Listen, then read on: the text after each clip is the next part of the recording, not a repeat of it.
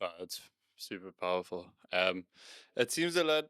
It's like this when you connect to this authentic expression of yourself, and I resonate with so much what you've spoken about there because yeah, I've got a friend, David Giddings, and he speaks. You're just speaking about that energetic imprint, and he's been kind of teaching me the idea that success at the end of the day is this energy that you embody, and like no matter if if you feel like you've had a successful day, that is ultimately success in these different areas of your life versus it's never going to be met by acquiring every material object or that Corvette or these external objects, and a lot of it lies within. And what's so interesting to me, it's like I've been on a different journey, but it's similar in many ways because I, from a young boy, was always so interested in filming people, and I always had like a little camera everywhere, and I started making little surf videos, and that led into content, which led into film directing, and I've had the privilege to work with some people like Mr. Beast and another friend of mine, Dan Mace, and I've directed commercials and stuff, and also had this like very exciting, promising career, and like been drawn into this whole industry. That's also got its flashing cars and parties and like quite this kind of elite cool lifestyle. And then like one day it just hits you like, why are you making commercials?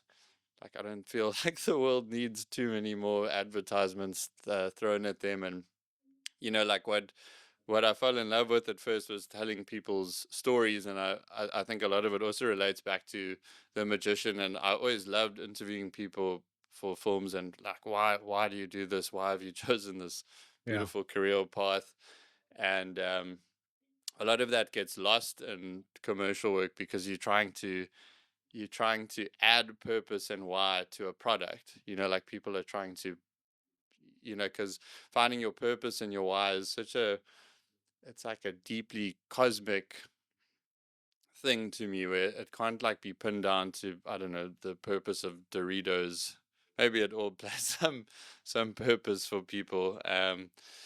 But yeah, just really interesting to and I'd love to ask you next like to like define success on your own terms and start to learn that it's not exactly what's been sold to you. Like we've been sold this idea of success, and for a lot of people, it is the success of Wall Street or Hollywood, or like now it's a kind of social media influencer. There's all these kind of things thrust at us on what success is, and then like.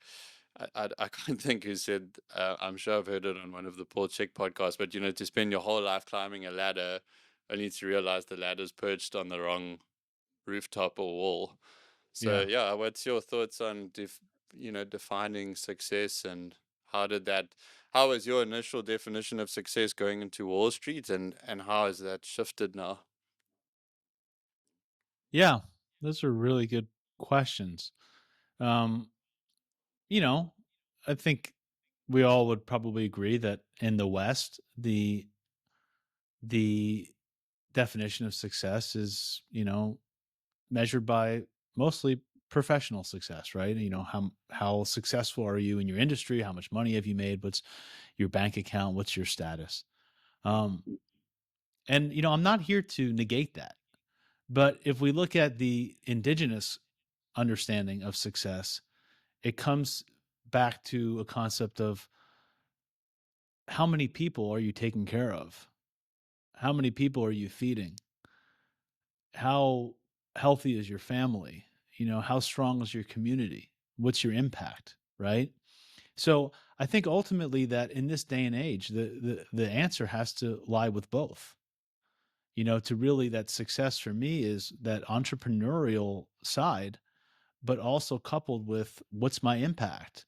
How strong are my relationships? If I'm really good at my job and making a lot of money, but my kids are fucked up, is that success? If I spend tons of time with my kids, but I can't put food on the table, is that Mm. success? Right. So I think it's like a yes and here. I think that there is a part of it that the West has right, but it's not the only thing. And I think there's a part of it that, you know, more of the indigenous cultures have right, but that's not ultimately the answer either. And so, you know, that's kind of like a first stab at it. You know, for me, ultimately, it's having wealth, but at the same time, having well being, Mm, having strong, healthy relationships, and having a spiritual purpose and spiritual connection. If you look at the word success from an etymological perspective, and this is a big thing that I learned from a teacher of mine of yoga named Jeffrey Armstrong.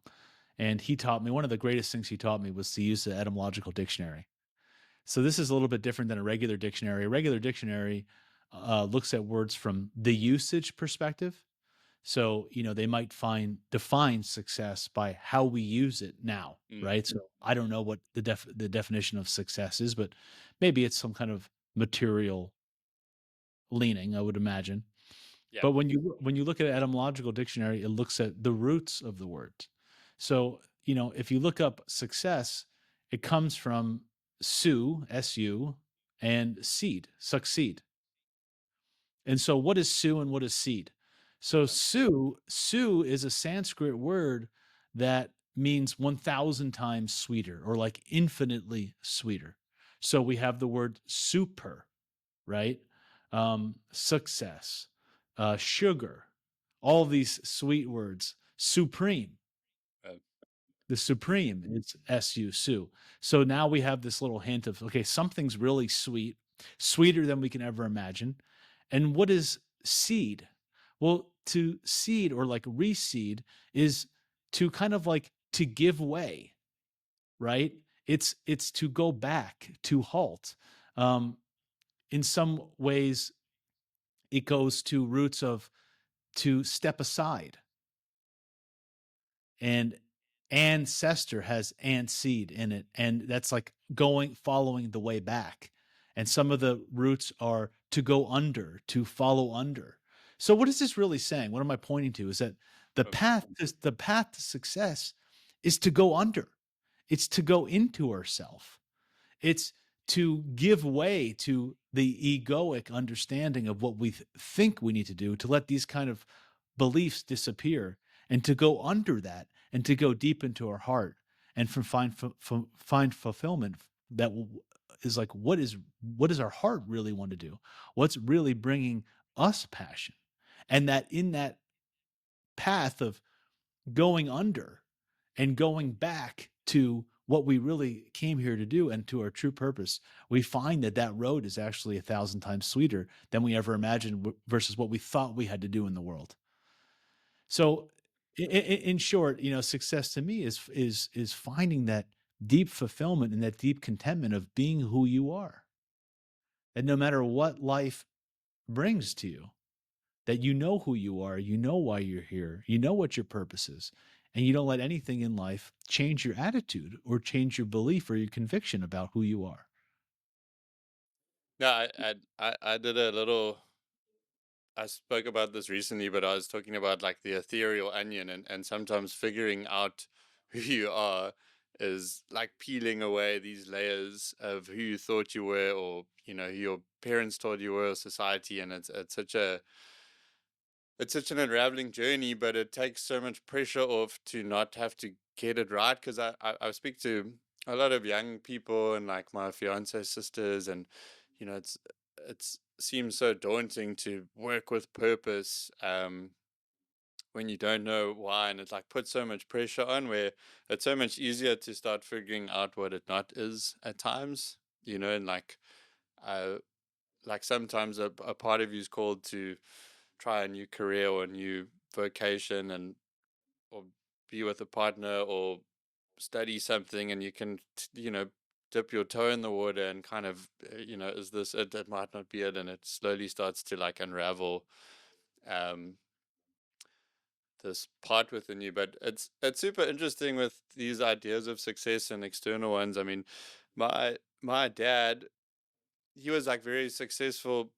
I guess externally, he was like a director at Sun International, and he had kind of sacrificed so much of his time, and what I believe was kind of a, you know, it's a bit more of an older way of the model for like success amongst men was like you need to go and dedicate like your whole life to work to provide for your family at like the expense of your health, at the expense of present time with your family. um and my dad had basically just retired, and shortly after he got cancer and passed away. And it's a tragic, because like only like in the last few years of his life did I feel, and this is just speaking from what my experience was of his experience, but it felt like he actually started to connect with his soul and like a deeper part of himself that was kind of lost in this whole idea of an external success. And at the same time, I'm very grateful, and I can see the sacrifices he made,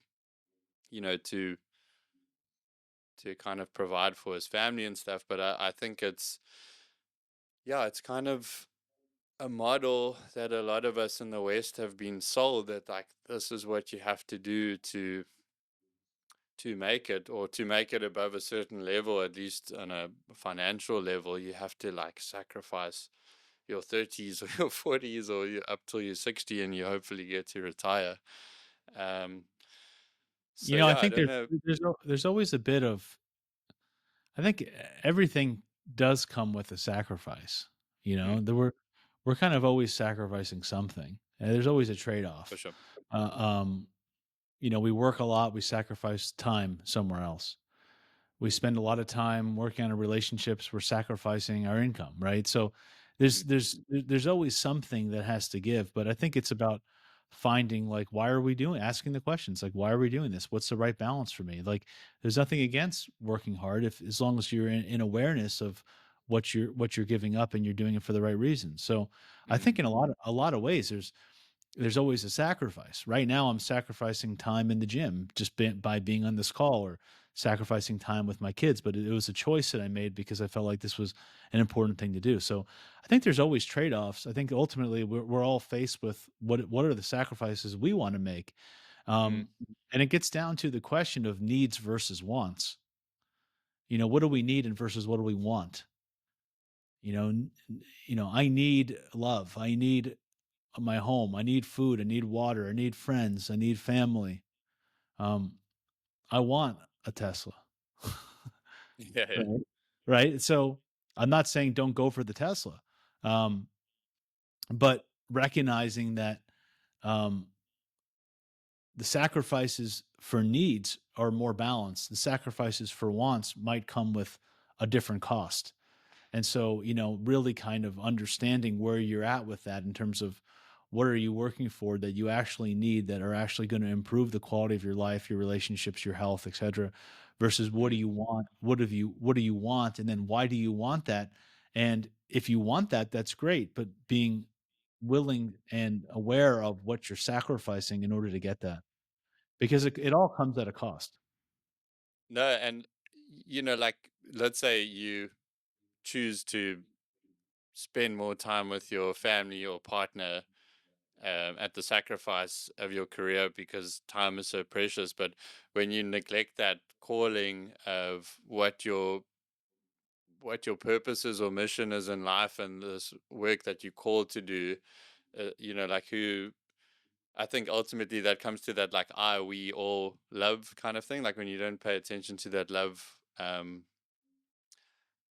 like to your own calling and dreams, then like it actually, in the long term, it suffers with your relationship with your family. I don't have kids yet, but I'd imagine so. Because as you said, then you can't provide for them in the way that you want. So I mean, I I'd think I also think love to it's get. true. I think it's true. I think there's a this is why there's no secret formula, right? I mean, all of us Mm, are faced with this every single day. When you go to sleep at night and you look at yourself in the mirror and you honestly say, like, how did I do with the bucket of living my dream? And how did I do in the bucket of my work today? And where could I improve? What about my family? What about my partner? What about my spiritual practice? What about my health? And it's a very fluid thing. mm, There might be a day when 100% of the day needs to be committed to work, and there might be a day when 100% of the day needs to be committed to relationships. Right. So balance is a dynamic thing, and it's always changing, and you're always learning, and you're always updating it. And how you navigate that is a day-to-day thing, uh, based on how are you feeling and how are the people around you doing and what are your needs and wants in that moment. And so I think all of us are faced with this question of, what does abundance mean to me? What does Mm. success mean to me? How do I know when I have it? And I think this is an interesting thing to consider, that there's it's this is a unique, individualized approach for Yes. everybody, and it means different things, and we all have to find that balance in ourselves for what ultimately brings us fulfillment. The interesting thing is, when you bring up the word purpose, it brings me to the word pose. Purpose, Pose. Pose is like our posture. It's our asana, or yoga posture, right? It's Yes. how do we stand in life? So, like, your purpose doesn't necessarily have to mean that you're doing the career that you wanted. That may be part of it, but how do you stand in life is being on purpose. How do you stand when things are difficult? How do you stand? What's your posture you take with your family, your loved ones? What's your posture you take with the divine? What's your posture you take at work? How do you stand when things are not going your way? That's Mm. being on purpose. It's really being on purpose is, no matter what situation you are in life, you know what your values are. You know what you stand for, and you can stand in it all, even when things are difficult or going against you. That to me is purpose. It's not necessarily having the perfect career.